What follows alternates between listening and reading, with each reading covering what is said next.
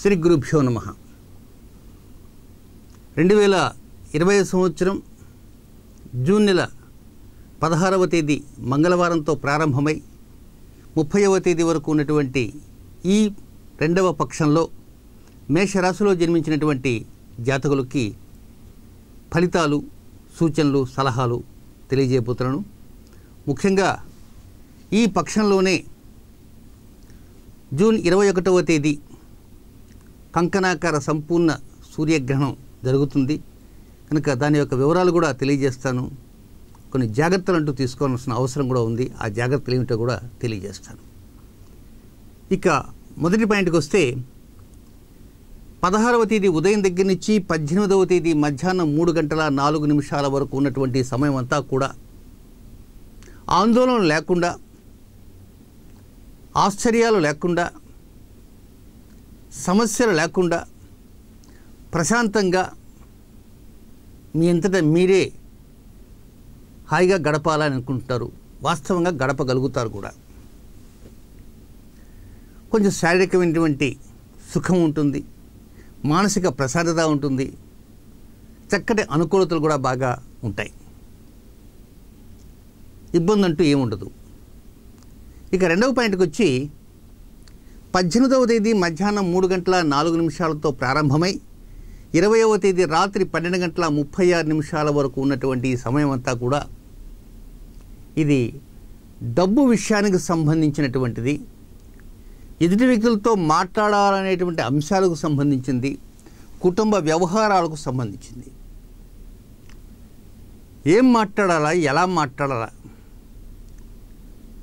ఎదుటివారితో ఒకటి మాట్లాడితే ఒక రకంగా ఉంటుందేమో, మరొకటి మాట్లాడితే మరొక రకంగా ఉంటుందేమో, రెండు మాటలు ఎక్కువ మాట్లాడితే ఒక బాధ, తక్కువగా మాట్లాడితే మరొక బాధ. విమర్శించకుండా ఉండాలి, ఆవేశంగా మాట్లాడకూడదు, సమయస్ఫూర్తిగా మాట్లాడాలి, సంయమనంతో మాట్లాడాలి. ఏదైనా సరే కొంతవరకు ఆవేశాలకు వెళ్లకుండా పరిస్థితులను దృష్టిలో ఉంచుకొని, ఒక్కోసారి మీకు ఆవేశం వచ్చినా కూడా దాన్ని కంట్రోల్ చేసుకుంటూ, అవసరం మీది,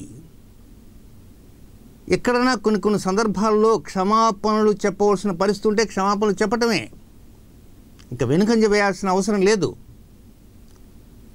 కుటుంబంలో ఏకాభిప్రాయం రావటంలే, కానీ ఇక్కడ రాజీ పడాలి కనుక రాజీ పడేటువంటి ధోరణిలో ఉండాలి.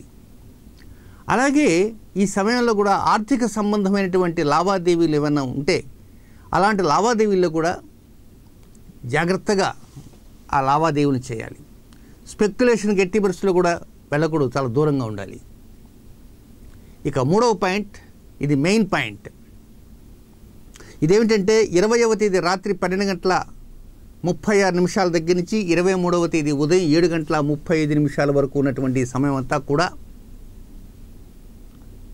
ఈ సమయంలోనే సంపూర్ణ సూర్యగ్రహణం ఉంది. వాస్తవంగా ఈ సమయం ఈ కొద్ది 2 రోజులు మాత్రం మీకు అనుకూలంగానే ఉంటుంది. బట్ ఆ సమయంలో వచ్చేటువంటి 21వ తేదీ మీకు 3వ స్థానంలోనే ఒక సంపూర్ణ సూర్యగ్రహణం జరుగుతున్నది, కంకణాకార సూర్యగ్రహణం. ఆ సూర్యగ్రహణం మాత్రం వీక్షించకండి. దాని ప్రభావము ఒక 5 నుంచి 6 మాసాల వరకు ఉంటుంది. మ్యాక్సిమం 6 మాసాలు అనుకోండి. అయితే ఈ 6 మాసాలలో మీరు కొన్ని జాగ్రత్తలు తీసుకోవాలి. దీనివల్ల సమస్యలు అంటూ ఉంటాయని మాత్రం అనుకోకండి. జాగ్రత్తలు తీసుకుంటే సమస్య ఉండదు, అజాగ్రత్తలు ఉంటేనే సమస్యలు వస్తాయి. ఏమిటే జాగ్రత్తలు? ముఖ్యంగా మీరు గమనించవలసింది, మీ సంతానం ఉన్నారనుకోండి, అలాగే మీ అన్నయ్యలు ఉంటారు, తమ్ముళ్ళు ఉంటారు. మీకు కలిగినటువంటి సంతానం మీ అన్నయ్య గారితో కానీ, తమ్ముడితో కానీ, చెల్లెలతో కానీ, లేకపోతే అక్కయ్యతో కానీ, అంటే మీ సంతానానికి వారు ఏమవుతారు? పెదనాన్నలు, చిన్నాన్నలు, అత్తయ్యలు. కనుక వీరికి వారికి మధ్య ఏదైనా చిన్నపాటి లడాయి లాంటిది వచ్చేటువంటి అవకాశాలు ఉంటాయి. ఒక్కోసారి మీ సోదరుడిని మీ సంతానం విమర్శించవచ్చు, లేదా మీ సంతానాన్ని మీ సోదరులు ఏమైనా అనొచ్చు. మీ బిడ్డల్ని వారు అన్నారని చెప్పి మీ బిడ్డలకి కోపం రావచ్చు, మీకు కోపం రావచ్చు. లేదా మీ బిడ్డలు వారిని అన్నారని చెప్పి వారికి కోపం రావచ్చు. కనుక ఇక్కడ చాలా జాగ్రత్తగా ఉండాలి. వీరంతా మీ సంతానానికి ముందుగా చెప్పుకోవడం ప్రయత్నం చేయండి. అమ్మ, బాబు, పెదనాన్నతో కానీ చిన్నాన్నతో కానీ అత్తయ్యతో కానీ మాట్లాడే సమయంలో ఏదన్నా ఉంటే వారు ఏదన్నా కోప్పడినా మీరు ఎదురు తిరగకండి. వారు ఏదో పెద్దవారుగా సమాధానాలు ఏదో చెప్తారు మనకు, విని కామ్గా ఉండండి. అంతే తప్ప వారితో వ్యతిరేకంగా మాట్లాడకండి, ఘర్షణ స్వభావంతో ఉండవద్దు అని మన బిడ్డలకి మనం చెప్పుకోవటమే ఉత్తమము. వారు ఏదన్నా అన్నా కూడా వారి తప్పు వారికే ఉంటుంది. కనుక మీ వైపు నుంచి మీ బిడ్డల్ని జాగ్రత్త చేసుకోవాల్సిన అవసరం అంటూ ఉంది. ఇది ఎప్పటి వరకు? ఈ సంవత్సరం డిసెంబర్ 21వ తేదీ వరకు. కనుక ఇక్కడ గమనించవలసింది ఏమిటంటే, మీ పిల్లలు ఏదన్నా పొరపాటు ఒక మాట కనుక వారితో అన్నాయంటే అప్పుడు వారు అనొచ్చు, మీ బిడ్డలు మమ్మల్ని అన్నారు, అదన్నారు, ఇదన్నారు అని చెప్పి రాకపోకలు కూడా బంద్ అయ్యేటువంటి అవకాశాలు ఉంటాయి. విషయం చాలా స్వల్పమైనదే, కానీ అది చిలికి చిలికి గాలివానగా మారేటువంటి అవకాశాలు ఉంటుంది. అదే అక్కడ గ్రహణ ప్రభావం. అంతకుమించి ఇబ్బంది అంటూ ఏమి ఉండదు.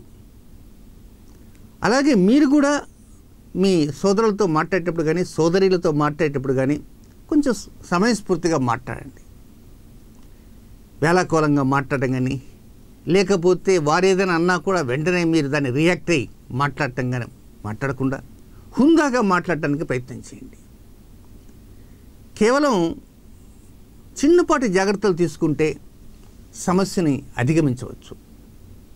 పొరపాటున మీ అన్నయ్య గారే ఏదో అన్నారనుకోండి, బిడ్డలు అన్నప్పుడు, అమ్మా పెదనాన్న అన్నాడు, తప్పు లేదు, అనదగినవాడు, మీరు సరిగా చదువుకోలేదు అన్నారు, ఎందుకు మీరు అంత కంగారు పడతారు అని వారి ముందే మన బిడ్డను అన్నామనుకో, వారు బ్రహ్మాండంగా సంతోషిస్తారు. మీకు పీకల దాకా కోపం ఉన్నప్పటికీ కూడా అణుచుకోవాలి. ఇది డిసెంబర్ 21వ తేదీ వరకు గుర్తుంచుకోవలసింది. ఇది గ్రహణం యొక్క ప్రభావం అని మాత్రం మీరు గమనించాలి. ఇక నెక్స్ట్ 4వ పాయింట్ ఏమిటంటే, 23వ తేదీ ఉదయం 7:35 దగ్గర నుంచి 27వ తేదీ మధ్యాహ్నం 3:51 వరకు ఉన్నటువంటి సమయం అంతా కూడా ఏమిటో ఉద్యోగం చేస్తున్నారు, వ్యాపారం చేస్తున్నారు, ఇల్లు కట్టిస్తున్నారు, ఇల్లు బేరానికి పెట్టారు, ఇల్లు కొనాలని సంకల్పిస్తుంటారు, కెరీర్ చూస్తే అలా ఉంటుంది, అన్నీ కూడా ఏదో చేస్తుంటారు తప్ప ఏమి చేస్తున్నామో అది ఎటుపోతుందో అర్థం కాదు. సంతాన విషయాలు చూస్తే అవి కూడా గొప్పగా ఉండవు. పరిస్థితులంతా కొంచెం అగమ్యగోచరంగా ఉంటాయి. కనుక వృత్తి, వ్యాపారము, ఉద్యోగము, కెరియర్, నూతన ఇల్లు, కొత్త పాత ఇల్లు, వాహనము, అద్దె ఇల్లు, సంతానంలో వివాహం కావాల్సిన వారు ఉంటారు, ఉద్యోగం రావాల్సిన సంతానం ఉంటారు, అలాగే ఇటీవల కాలంలోనే జన్మించిన బిడ్డలు ఉంటారు. ఏదైనా వారి వారి విషయాల్లో మీకు కొంచెం అసంతృప్తిగా ఉంటూ ఉంటుంది. ఏమిటో జీవితం అంతా ఇట్లా అయిపోయింది, ఈ మహమ్మారి వచ్చి ఇట్లా పడిపోయింది, ఉద్యోగానికి ఎసరు పెట్టేసింది, సంతానం చూస్తే విద్య లేకుండా పోతున్నది, ఏం చేయాలని అర్థం కావటం లేదు, కనుక ఎక్కడికి వెళ్ళాలన్నా కూడా ప్రాబ్లం అవుతున్నది. మనంతా మనం స్వతహాగా వాహనం కొనుక్కోవాలంటే అంత స్థితి ఉండకపోవచ్చు. అందరితో కలిసి వెళ్ళాలా, బస్సులో వెళ్ళాలి, ఎక్కడ కూర్చుంటే ఏటి నుంచి ఎటు వస్తుందో ఈ మహమ్మారి, ఈ భయాలు, విసుగు, చిరాకు, ఒక్కోసారి ఏమనిపిస్తుందంటే ఇంత అసహ్యంగా ఉంది, జీవితమే వేస్ట్ అన్నట్టుగా ఒక విరక్తి స్వభావంతోనే ఉంటారు. 4 రోజుల పాటు ఉంటున్నది. దాని గురించి ఏం కంగారు పడకండి. ఆ గ్రహణం వెళ్ళిన తర్వాత నుంచి ఉంటుంది కానీ ఇదంతా గ్రహణ ప్రభావం ఏమో అనుకోకండి. ఇది గ్రహణ ప్రభావం కాదు. దీని ముందు పాయింట్లో చెప్పింది గ్రహణ ప్రభావం వేరే విషయాలు. కనుక ఏదైనా కొంచెం చికాకుగా ఉంటుంది, చిరాకుగా ఉంటుంది. ఇలాంటి విషయాలు ఒక్కోసారి ఒక్క పని చేయబోయి కూడా మరొక పని చేస్తారు. పై అధికారులతో ఏదో మాట్లాడబోతారు, తప్పు మాట్లాడతారు. సో వారు అడిగిన ప్రశ్నకి సమాధానం ఒకటి చెప్పబోయి మరొకటి చెప్తారు. కనుక అధికారులతో కూడా కొంచెం జాగ్రత్తగా ఉండాలి.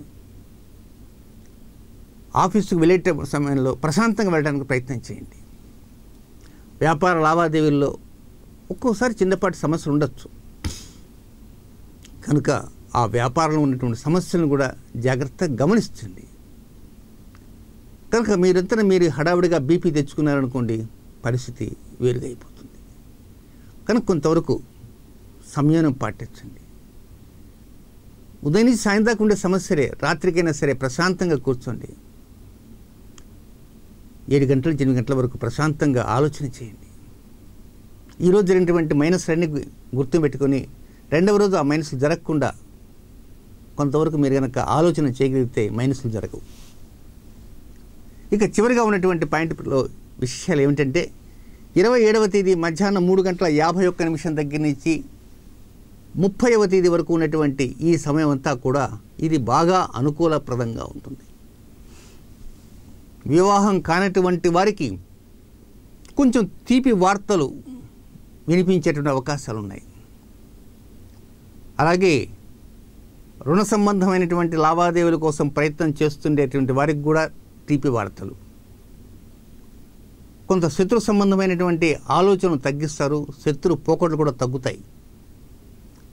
ఏదైనా చిన్నపాటి అనారోగ్యం ఉన్నప్పటికీ కూడా అనారోగ్యం తగినటువంటి ఏదో ప్రకారం నిర్ణయం వైద్యుల దగ్గర నుంచి తెచ్చుకుంటారు.